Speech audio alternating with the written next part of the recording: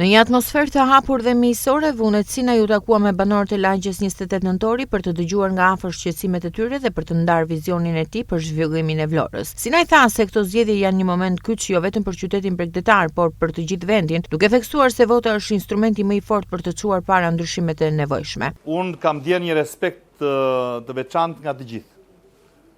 Ndoshta për punën që më është vlerësuar për ato 2 mandatet e para që kam qenë deputet dhe jam akoma deputet, por ama ka një gjë që i ndodhur përballë me qytetarët, me njerëzit, të cilët ti pret të votojnë, të japin votën që të vesh nesër në parlament, ti përfaqësosh atje.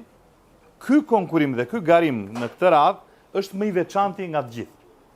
Sepse ne më përpara ishim pothuaj në një listë të sigurt, me pak vota beshim deputet.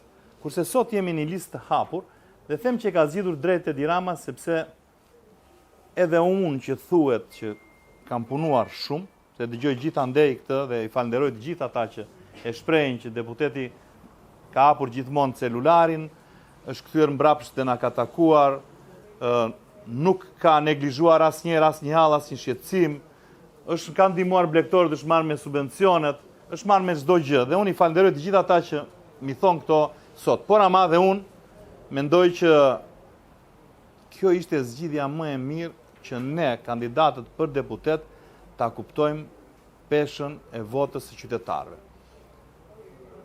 Ta kuptojmë se ne nesër në parlament nuk jemi për meritat tona personale, po jemi nga mbështetja që ju do na jepni.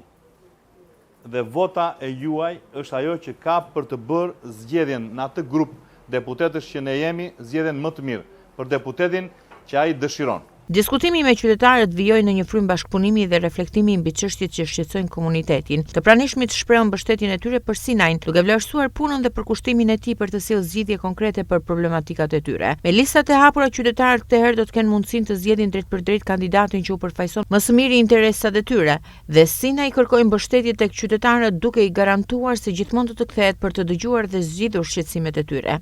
Në përfundim të takimit, kandidati socialist Vunet Sinaj u shpreh i bindur se më 11 maj qytetarët do të bëjnë zgjedhjen e duhur duke mbështetur një forcë politike që ka dëshmuar angazhim dhe rezultate konkrete për komunitetin.